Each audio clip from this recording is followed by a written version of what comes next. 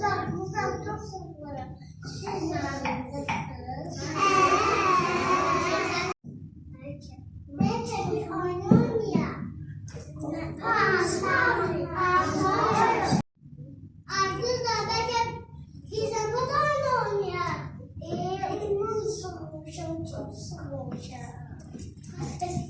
Mete beşleşen oynuyor. Oyunun sormuşum, oyunun sormuşum. Keşke güzel vardı.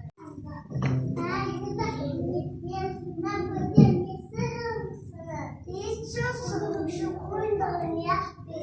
Oyun tapamayız. Onda gelmezse bir oyun gibi oynayalım. Pincemin altında gizleyeceksin.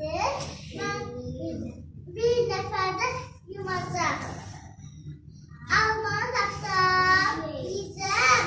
Yemezsem. Ama almazsam yemeyeceğim. Nasıl? Özüm başlayacağım.